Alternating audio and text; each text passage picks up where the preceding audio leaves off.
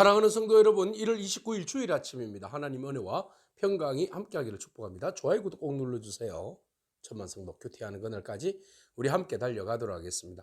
오늘 우리에게 주시는 하나님의 말씀은 사무엘상 4장 1절에서 11절까지의 말씀인데요. 우리 10절과 11절의 말씀을 같이 읽도록 하겠습니다.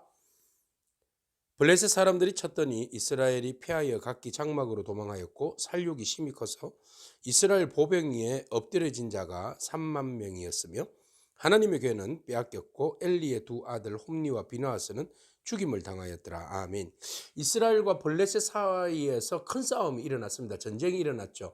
이스라엘 사람들은 그 에베네셀에 진을 쳤고, 그리고 그 블레셋 사람들은 아벡에 진을 치게 됩니다. 그래서 싸움이 일어나게 되었는데 그 싸움에서 블레셋이 이긴 겁니다.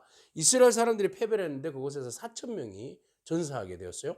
이 일로 인하여서 이스라엘 진영에서 큰 충격에 빠졌습니다. 그래서 장로들이 말합니다. 도대체 이 전쟁의 패배가 원인이 어디에 있는가? 왜 우리가 이 전쟁에서 지야만 하는가에 대한 심각한 이야기를 하게 되었습니다. 그래서 그들이 내린 결론은 우리가 법궤를 가지고 오지 않았기 때문에 전쟁에서 패한 것이다라고 생각을 한 것이죠. 예전에 이스라엘 백성들이 출애굽할 때에, 그리고 그들이 어디를 가든지 그들 맨 앞에는 바로 법궤가 있었음을 그들은 기억한 것이죠. 그래서 법궤만 우리 앞에 나아가면 우리는 얼마든지 승리할 수 있다라고 생각했기 때문에 그렇습니다. 그래서 그들은 사람들을 보내어서 바로 실로에 있는 법궤를 가져오게 합니다. 법궤뿐만 아니라 그들 앞에 제사장인 홈니와 비느하스를 데리고 오게 되죠. 이 뭔가 불길한 징조가 있는 것이죠.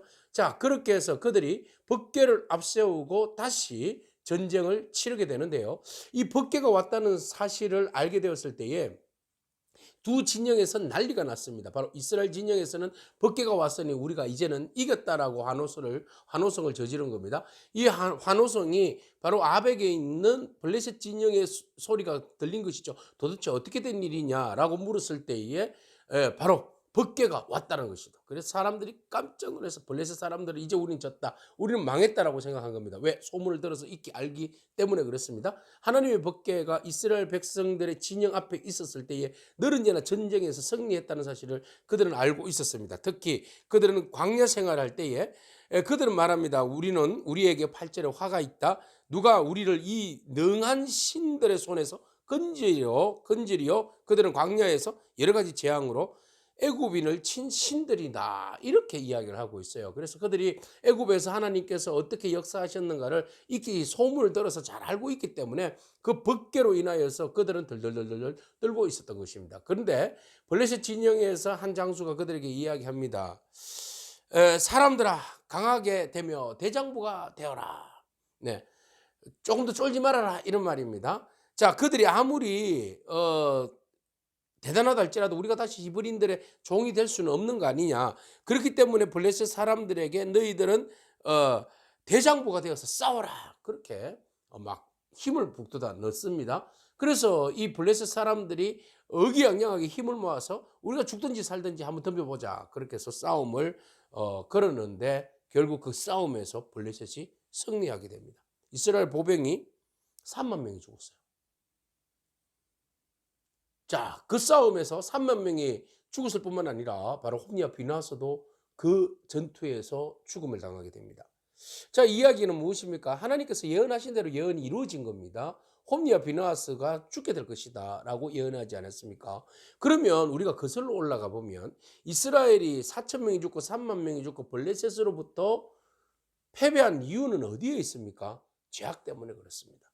바로 엘리 제사장의 죄, 그리고 그의 아들들 홈니와 비느하스의 죄, 이것이 이스라엘 백성들에게 어두운 영적 영향력을 끼쳤고, 이스라엘 백성들은 영적으로 어둡기 때문에 본 것이 없고 배운 것이 없고 받은 것이 없으니 그 스스로도 영적으로 어두운 삶을 살 수밖에 없는 그런 상황에 놓이게 된 것이죠. 그래서 결과적으로 그들은 그들의 삶 중심에서 인격적인 하나님을 만나보지 못하고 인격적으로 그들 가운데 역사하시는 하나님 앞에 서지 못함으로 인하여서 결국은 그 전투에서 아주 처절한 패배를 당하게 되었고, 그 결과 그들은 법궤까지도 블레셋에 뺏기고 만 겁니다. 그러면 법궤까지 빼앗겼으니 이제 큰일 났네요.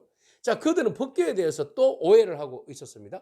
그들은 법궤를 한갓 하나님이라는 착각을 한 것이죠. 법궤는 하나님이 아니지 않습니까? 법궤를 하나님이라고 착각했기 때문에 신적인 어떤 능력을 가지고 있는 어떤 물건으로 생각했기 때문에 그들은 그것을 신통함을 믿고 앞에 들고 나갔지만 그들은 패배하고 만 것입니다. 예전에 여호수아가 법궤를 앞에 메고 요단강을 밟았을 때에 요단강이 갈라지는 역사가 일어났습니다. 그리고 법궤를 메고 여리고를 돌 때 여리고성이 무너지는 역사가 일어났습니다. 왜 그런 현상이 그때는 일어나고 지금은 패배했습니까? 그때는 법궤를 메고 나아가는 사람들의 마음의 자세가 하나님을 전적으로 신뢰하고 믿고 하나님의 말씀에 순종했기 때문에 하나님께서 법궤를 통하여서 하나님의 임재를 보여주셨고 그 임재하심을 통하여서 그들이 강을 건너고 여리고를 무너뜨리는 역사를 보게 하신 것이죠. 그러나 지금은 그들에게 있어서 법궤는 무엇입니까? 한갓 적들을 물리치는 하나의 신통한 물건에 불과하는 우상숭배에 빠져 있었다는 것이죠. 그 우상숭배로 인하여서 그들이 하나님을 우상으로 숭배했기 때문에 결국은 효염을 보지 못하고 하나님이 임재하지 않는 그 전투에서 망하게 된 것입니다. 그렇다면 그들이 법궤를 앞세우기 이전에 하나님 앞에 회개했어야 되죠. 네. 먼저는 홈리와 비나하스가 회개를 했어야 되고 그의 가족들이 회개했어야 되고 이스라엘 백성들이 그 죽음 앞에서 하나님 앞에 이유가 어디 있는지 물어봐야 되죠. 기도했어야 되죠. 회개와 기도가 빠졌다는 거죠. 회개와 기도가 빠졌다는 것은 하나님과의 관계성이 이미 단절되었다는 겁니다. 그래서 무엇보다도 우리가 어떤 잘못이 일어나고 문제가 일어났을 때는 하나님 앞에 무릎을 꿇고 그 원인이 어디 있는지 우리가 돌아보아서 철저하게 먼저는 회개요. 그리고 하나님과의 온전한 관계의 회복이 필요한 것이죠. 그럴 때에 우리는 하나님의 마음을 알아 회개함으로 하나님 앞에 구하여 부르짖고 용서해달라고 부르짖고 구원해달라고 부르짖고 인도해달라고 부르짖음으로 인하여서 우리가 위기로부터 탈출하게 되는 것입니다. 오늘 우리가 껍데기 신앙에서 벗어나기를 원합니다.